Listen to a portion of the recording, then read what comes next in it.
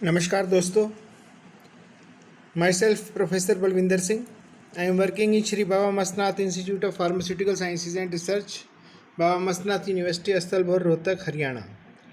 Today I will give my presentation on treatment of diarrhea, antidiarrheals. I am thankful to my son, Mr. Ashish Sani, for typesetting and media recording of this presentation. The presentation is on the treatment of diarrhea. Diarrhea, what is diarrhea? When a person passes watery stools 3 to 4 times in a day. Diarrhoea कहते हैं loose motion को. जब किसी patient को पतली जो है faeces आए और एक दिन में वो 3 से 4 बार पतली वाटरी स्टूल को पास करे तो उस पर्सन को हम कहते हैं कि उसको डायरिया हो गया, या उसको कहते हैं हम दस्त लग गए. दस्त जो है उसके जो कॉजेज़ हैं, वेरियस कॉजेज़ आर देयर. जैसे जो है इसमें डायरिया के लिए जैसे वाटर एंड मिनरल एब्जॉर्प्शन है, is reduced in large intestine. Intestinal mucosal secretion increases, more water is released in the intestine. There may be infection due to virus, like rotavirus infection may be there. There may be bacterial infection due to so many bacteria. Some of them are Salmonella or E. coli. There may be protozoal infection or amoebic dysentery or amoebic infection, or giardiasis may be there. Or there may be traveler's diarrhea.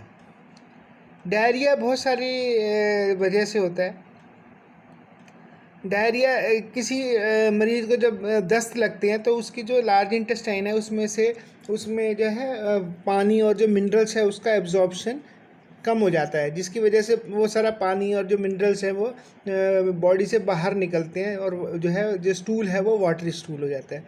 जो intestinal mucosal secretion है वो भी बढ़ जाती है.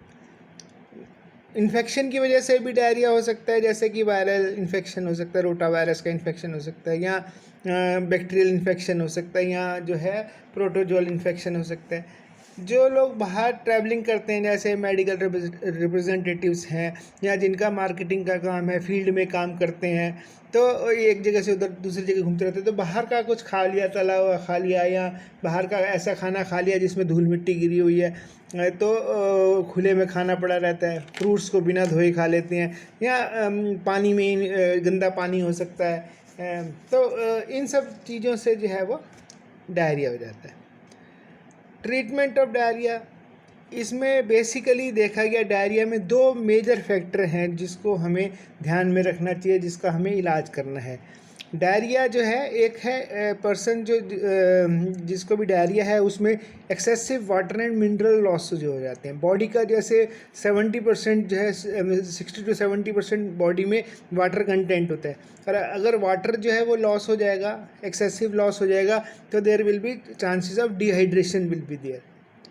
Body का जो water content है कम हो जाएगा, जिसकी वजह से person will feel weakness. Minerals भी वाटर के साथ निकलेंगे, जिसकी वजह से डिहाइड्रेशन की वजह से जो है वीकनेस फील करता है, कोलैप्स हो सकता है, बेहोश हो सकता है पर्सन. जो है सेकंड जो है हमें इन्फेक्शन का इलाज करना है. तो these are the 2 parameters which we should take care in the treatment of diarrhoea. सबसे पहले हम आते हैं ट्रीटमेंट ऑफ डिहाइड्रेशन में. जो है डिहाइड्रेशन में यह कि भाई जो पानी का लॉस है हमारा, तो हम पानी पिएं तो वो जो है उसको जो है लॉस हो सकता है. लेकिन जो पानी है, it is not water only which is gone out of the body, it is the minerals also, जो कि साथ में उससे बाहर निकले हैं. तो जो है उसके ट्रीटमेंट के लिए there is one oral rehydration solution आता है, इलेक्ट्रॉल वगैरह आता है जो मार्केट में. उसमें मिनरल्स होते हैं, जैसे सोडियम क्लोराइड होता है 2.6 ग्राम, पोटाशियम क्लोराइड 1.5 ग्राम, ट्राइसोडियम सिट्रेट 2.9 ग्राम, और ग्लूकोज 13.5 ग्राम. और ये एक सैशे में आता है, पाउडर फॉर्म में आता है, डिफरेंट फ्लेवर्स भी आते हैं. इसके बनाने के लिए हमें क्या करना चाहिए, पानी को बॉयल करना चाहिए. उसको ठंडा कर लेना चाहिए। और कुछ जैसे आधा लीटर पानी ले लिया, उसके अंदर जो है ये है पहले ये पूरा जो पैकेट है वो खोल के घोल लेना चाहिए। जब घुल जाए तो उसको फिर 1 लीटर तक हम ऐड अप टू 1 लीटर जो है उस पानी से कर सकते हैं। जब वो घुल जाए तो उसको फिर हमने 1 दिन तक इस्तेमाल करना है। जितनी बार भी जो है पेशेंट पानी पिए तो वो ओरल रिहाइड्रेशन सोल्यूशन का पानी पिए। तो इससे वाटर के साथ साथ जो बॉडी के अंदर जो मिनरल्स का लॉस हुआ है वो भी पूरा हो जाएगा, तो person will feel the strength back.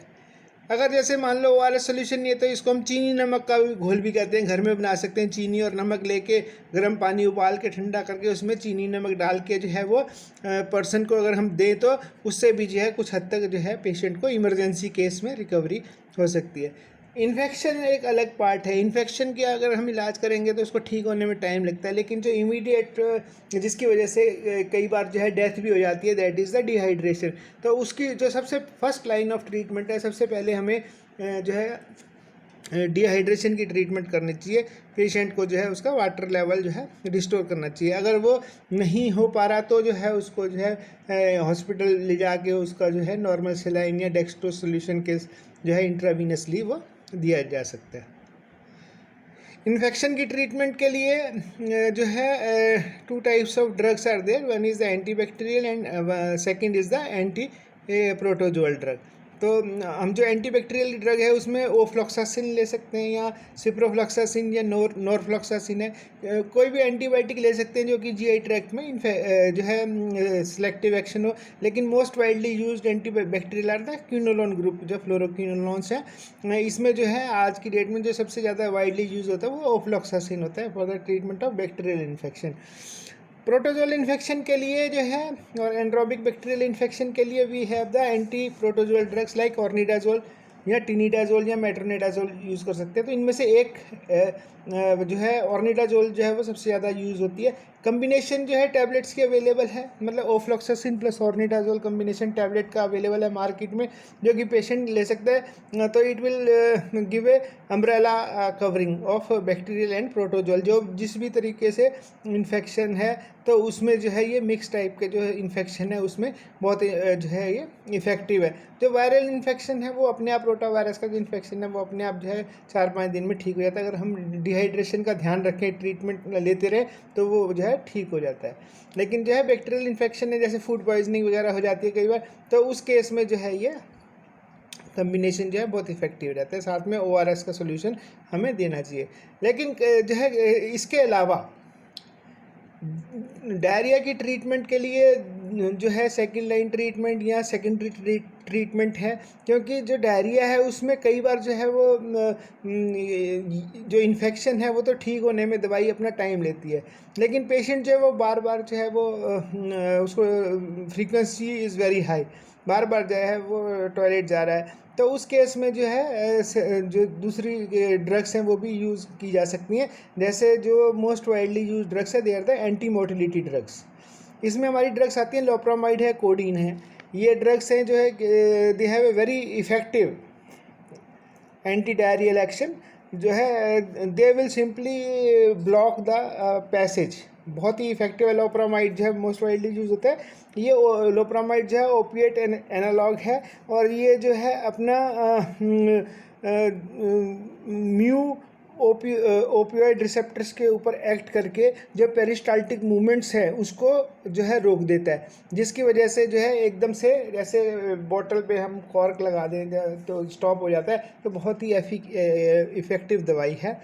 Codeine भी यूज़ की जाती है, वो भी जो है ओपियोइड रिसेप्टर के साथ के ऊपर एक्ट करके जो है अपना इफ़ेक्ट दिखाती है। म्यू रिसेप्टर हैं, डेल्टा रिसेप्टर हैं। तो ये जो अपना ओपियोइड रिसेप्टर से इन ड्रग्स पे इफ़ेक्टिव होती है। लेकिन कोडीन में जैसे थोड़ी हैबिट फॉर्मेशन होती है तो उसकी बजाय जो है लोप्रामाइड जो है वाइडली यूज़ किया जाता है for the treatment of to reduce the frequency.